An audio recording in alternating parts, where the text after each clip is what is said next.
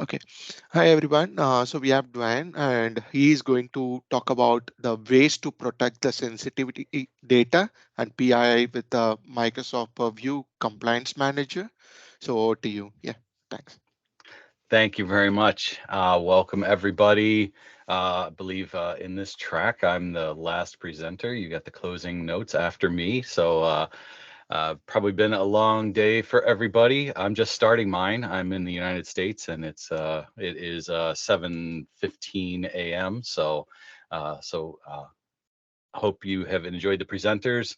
And yeah, welcome to Purview Days. Thanks everybody. Thanks to the sponsors, Microsoft, Penthara, Rapid Circle, Assisto 365. Appreciate everything that they do, as well as the organizers. Does not probably doesn't realize unless you've done an event like this what goes into planning and organizing these. So I want to thank the organizers as well of this Purview Days event, and thank you for having me today. You've probably seen the slide quite a few times. Got some prizes. I think those will be coming after I am finished. So I'm holding you from getting possible swag and gifts. So everybody and support a great cause. One of the things I love about a lot of these organized events is that they are helping different causes that are great. You know, whether it's Girls of Code or this particular society, Na Nahivan Society, uh, to help with education, which is great. Education is something that I believe very strongly in.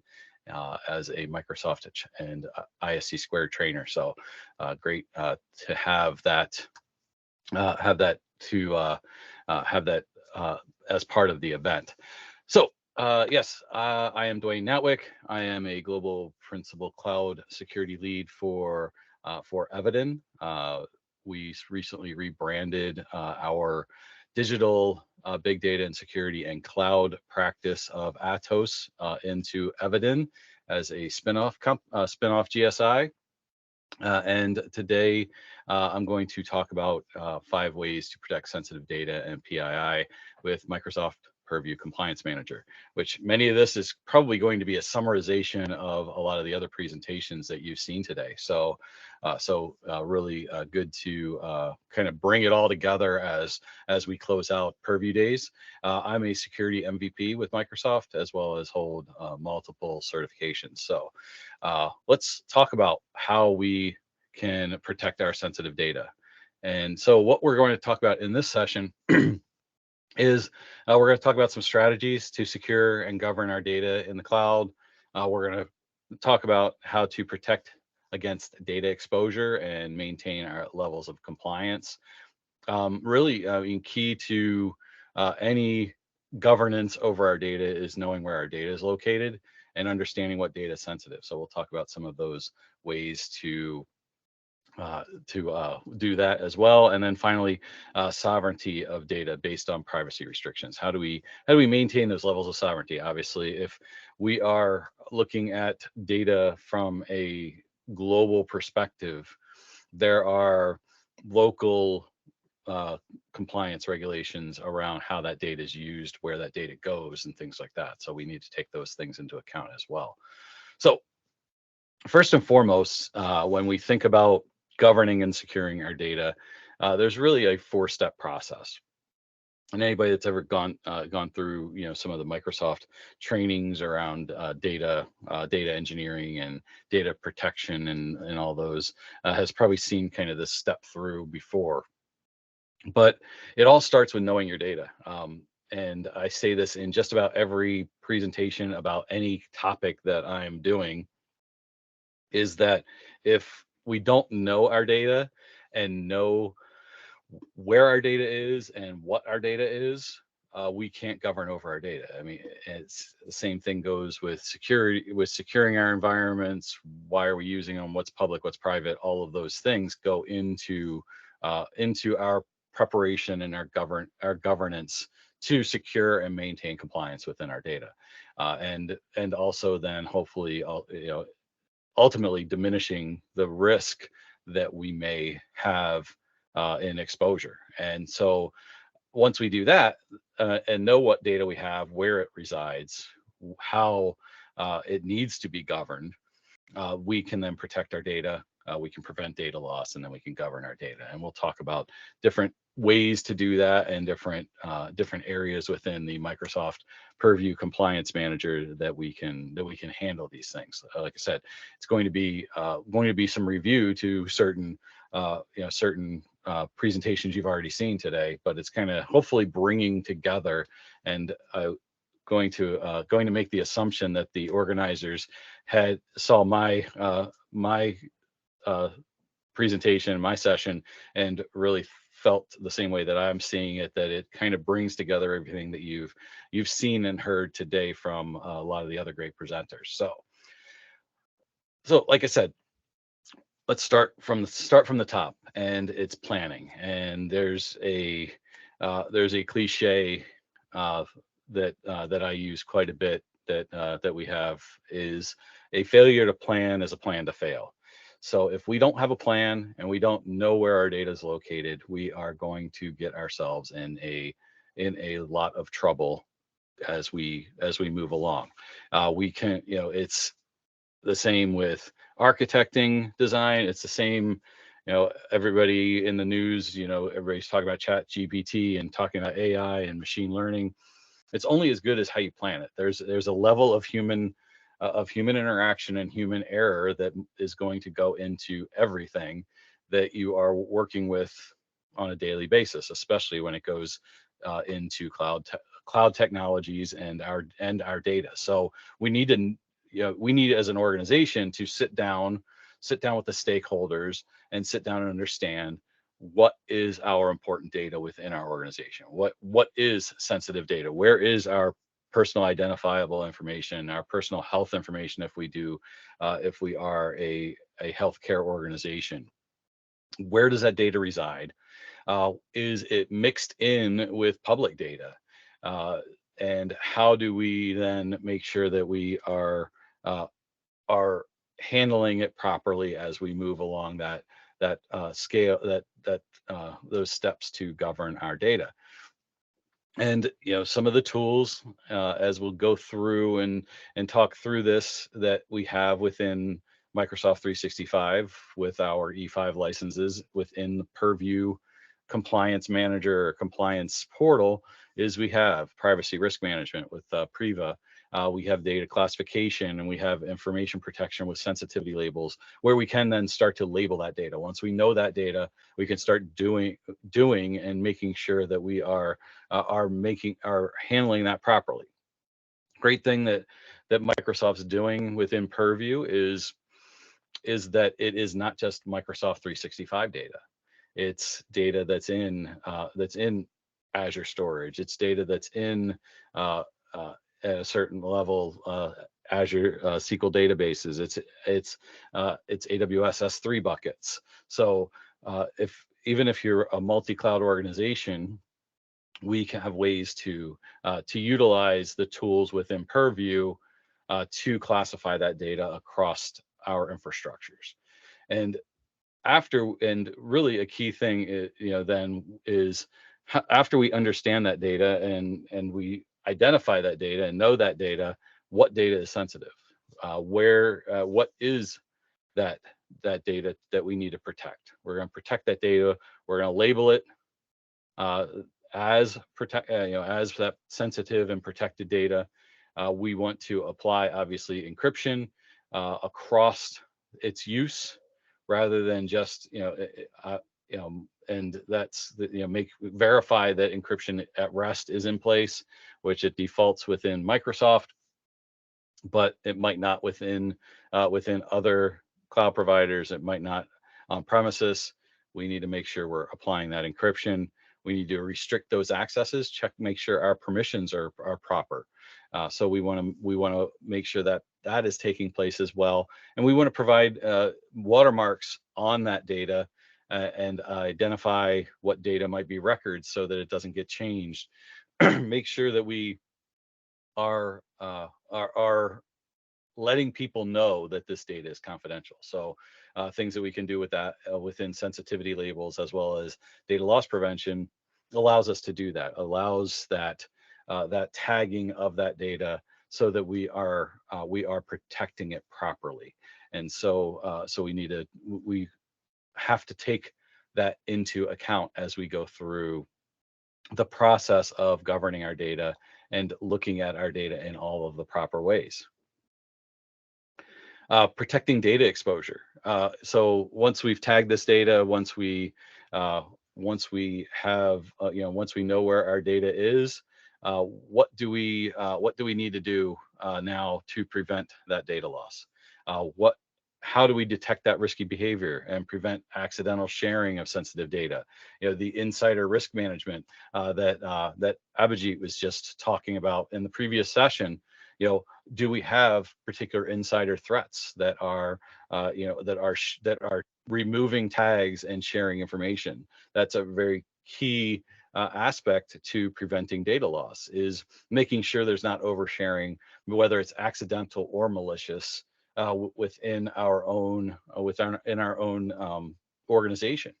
We want to make sure that we are preventing that data loss. We want to put information barriers in place so that if a particular set of information shouldn't be shared from one department to another, such as HR information or legal information, or our and we don't want that shared to certain other areas, we can put information barriers in place. And again, data loss prevention is kind of the pillar of this prevention of data loss. Obviously, it's in the name. So putting that in place, utilizing the information barriers within Microsoft Purview as well as insider risk management, which the previous presentation did a great job of showing the power of that particular tool to really track and identify how people are utilizing data in their environment. Um, Maintaining sovereignty of data. So once we once we have once we know our data and we're protecting our data and we're preventing data loss, we are then in a place now that we can continuously govern that data. So we want to make sure we're adhering to government policies and regulatory policies, and we're storing and we're retaining and we're deleting data based on those areas of compliance. And it might not be, regulatory compliance. It might not be governmental compliance. It might be organizational compliance. What are our policies? What are our company policies for how data is handled? And what is, if we are a global organization, how are we handling that from a global scale?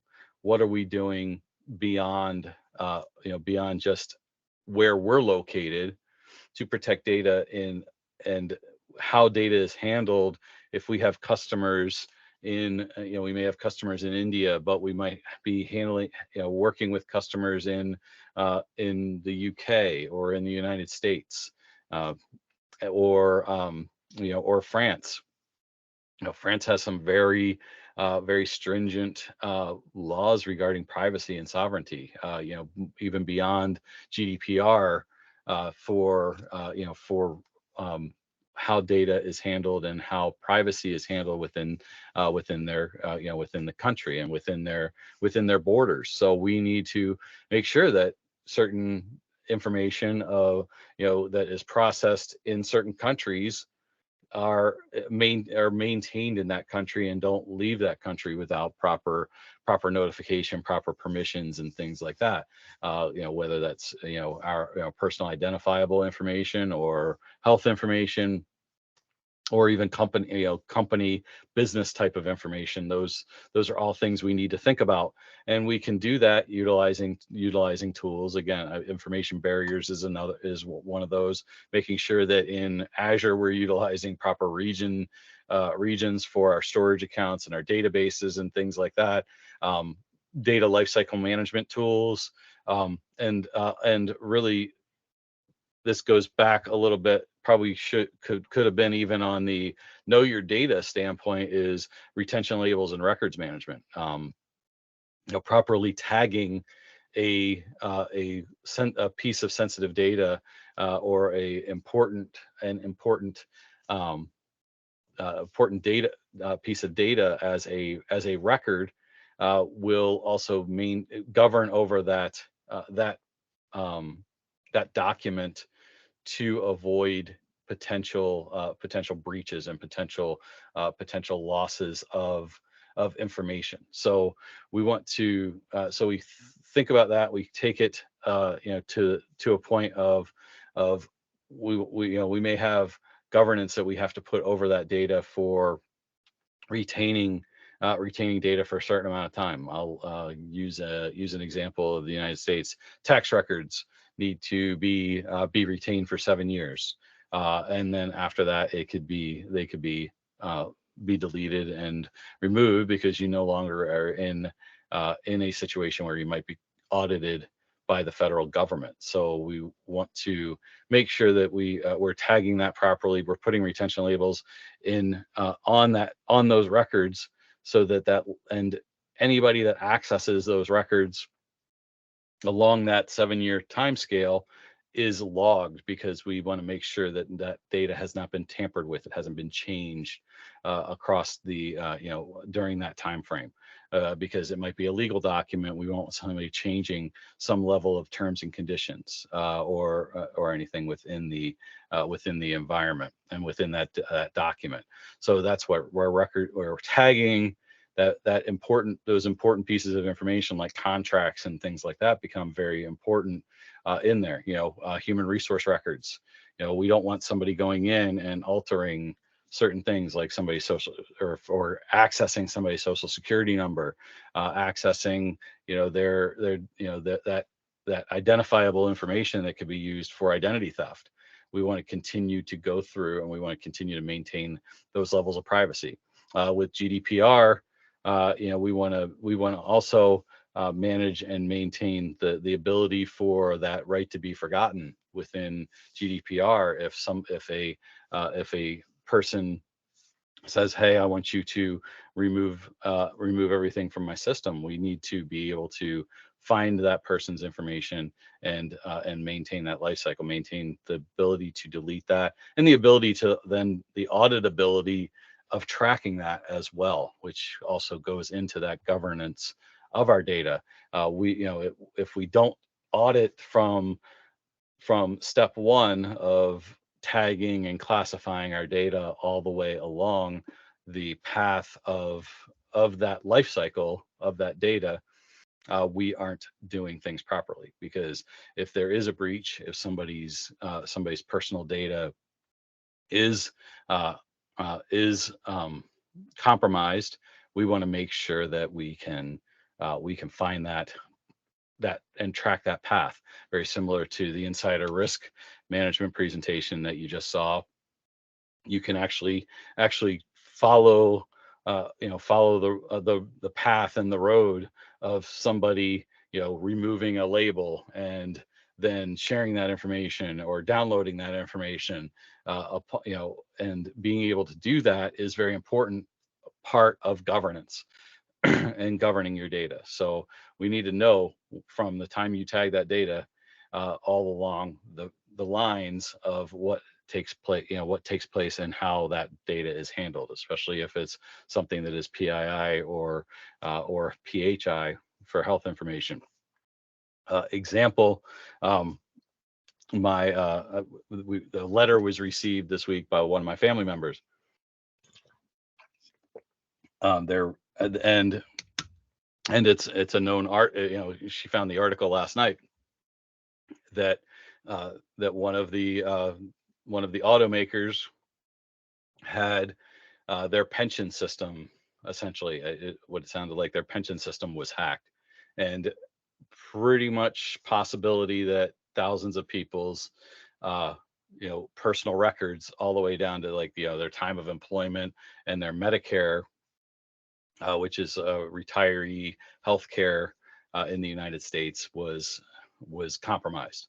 all the way down to social security numbers, birth dates, pretty much anything that can lead to, somebody's identity being stolen was taken or was gathered by within this hack.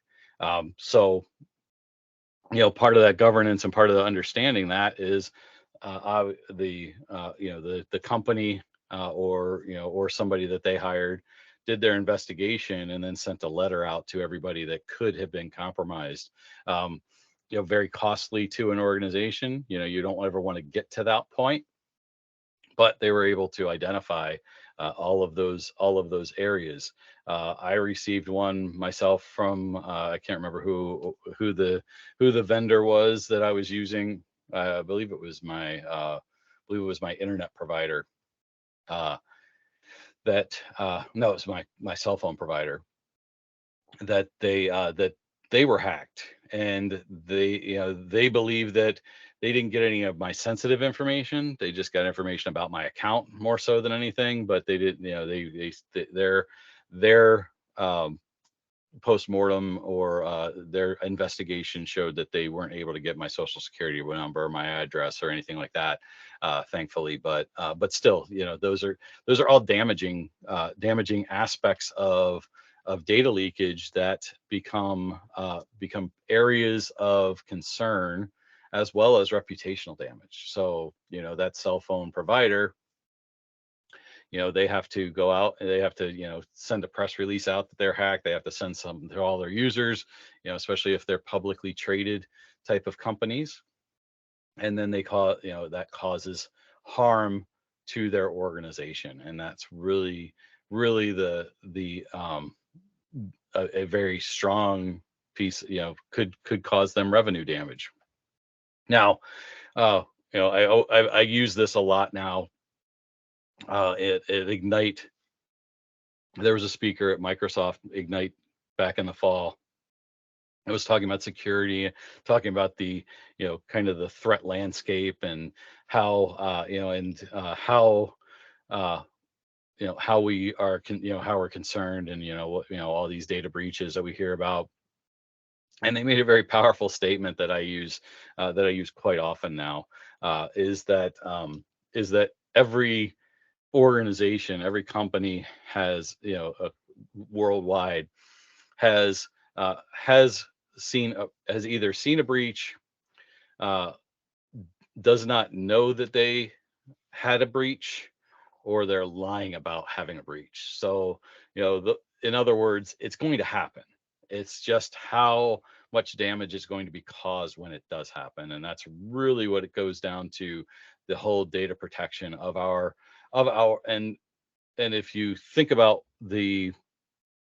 uh, what generally is public knowledge, and what comes out from damage, and from a breach, it's generally somebody's personal information. So if we go back from step one and go to and go through a proper due diligence, and due care of knowing our data, and knowing what data we have, where it is, and separating those areas, it becomes very important. And so, what are some of the goals and ways to verify and improve our data security posture? And there are areas that Microsoft is working on.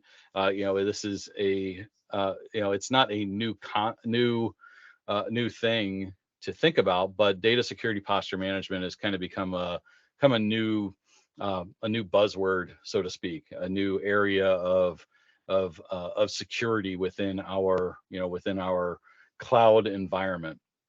And it's a term that's being used a lot more as we work towards zero trust principles and things like that. So what are some things that we can do? And so centralized and automated data discovery. If we can automate that process, obviously automation and understanding, where in our cloud services data is, understand the sprawl of data. Uh, you know, I always say, again, planning.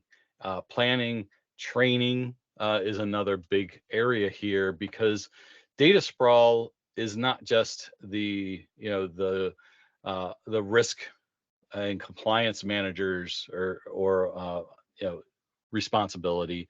It's not just the security operations responsibility. It's everybody's responsibility.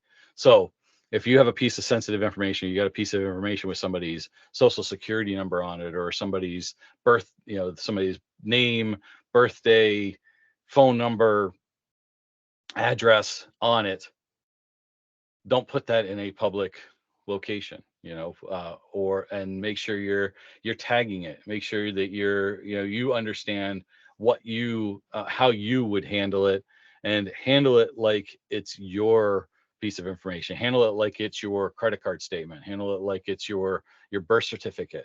You know, what where are you going to put that? Are you going to put that along with that document that that blog article that you're writing that day?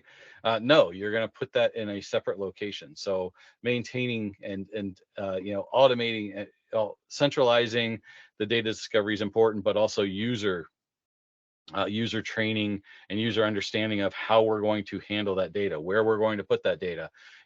Not accessing sensitive data on mobile devices without them having mobile device or mobile application management in place becomes really important to reduce that and minimize that attack surface and that potential exposure, whether it's malicious or unintentional.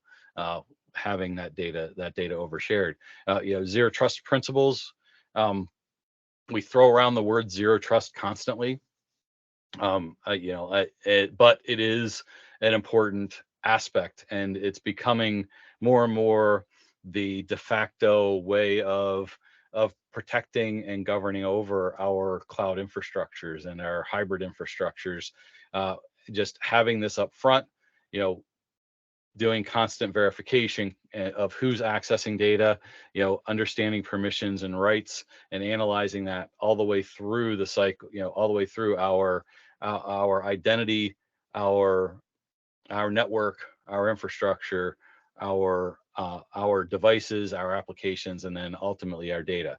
Uh, Zero trust is, it's kind of becoming, unfortunately, a watered down kind of term to me, but it's still, to me, is ultimately, at its core, is a defense in depth strategy, where we don't, essentially a defense in depth strategy where we're protecting everything like we don't trust anybody. That's really what it comes down to. So if we enforce those principles of least privilege, enforce and optimize and reduce potential attack surfaces across our entire infrastructure, we segment our networks so that public data and private data don't intermingle and don't interact, is extremely important. So again, data discovery, automating that, but understanding the permissions when we discover that data. Again, training our users and our organizations become very important. And then, like I said, having some sort of data security posture management solution helps with those compliance goals. And Purview becomes kind of that data security posture management tool, as well as Microsoft 365 Defender can help with identifying certain places and ways and means that and provide recommendations, both in compliance manager, with our compliance score, as well as within 365 Defender, with our secure score. Defender for Cloud also has their secure score for our Azure environment. But it's doing levels of automated discovery and then enforcing policies and reporting, utilizing the tools within Purview, and compliance manager within Purview, for those frameworks that we need within our organization to protect that data.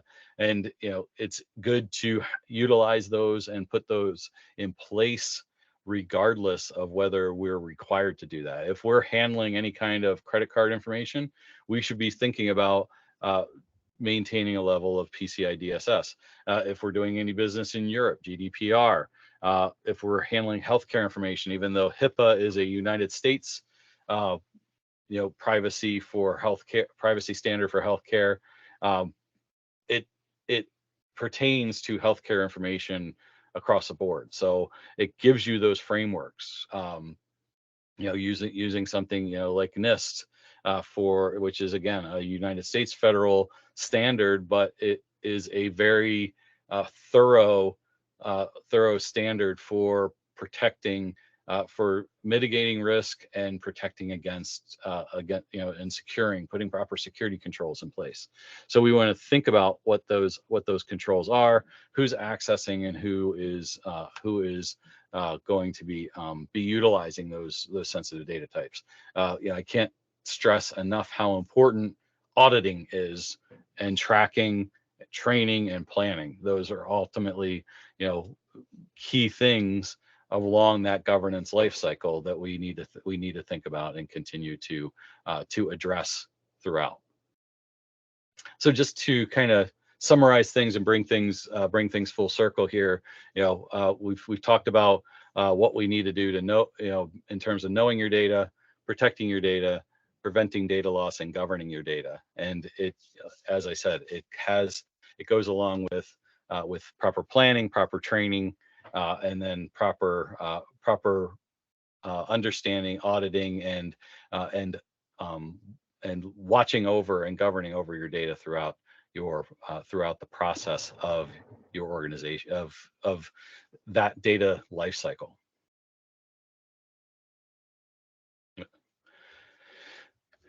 All right. I left some time here. We got a few minutes left in the session time. So if there are any questions or anything, I'm certainly happy to take those on. You can come off mute or put them in the chat. But also, if anybody wants to connect with me, feel free. I'm pretty much an open book on social media. You can find me on LinkedIn. You can find me on Twitter. I've also been got the privilege of having a learning room with Microsoft. With Microsoft's new Microsoft Learn's new learning rooms as a Microsoft learning expert. So you can use this link to get to the form, and you can get to the form to not just for my learning room, but there are ultimately there's some great other rooms as well that you can join in there. I know Raphael Kolner presented in the other track here today. He has a learning room. I'm not sure if any of the other presenters here today are also Microsoft learning experts, but you can join those rooms. We have great have built these built Teams channels to share information, to help you get trained and certified, or just talk about technology. Mine has to do with cybersecurity. I know Raphael's has to do with actually Purview itself and compliance. Mine's everything else, security, whether it's identity and access management, fundamental security, as well as security architecture. So and you can follow and take a look at my my blog at Captain Hyperscaler that provides a whole lot, provides information, helps with study, provides study guides, and as well as just updates and things with technology. So if there's any questions, again, we've got a few more minutes. I see, go to after this session's over, everybody's invited to go over to track 1 to participate in the quiz, and that's where those prizes will be awarded, I believe. So again, thanks to the sponsors, thanks to all the organizers for having me here today, and hope everybody's enjoyed their day, and hope I've wrapped things up with some good information for everybody to take away and to utilize in their governing of data.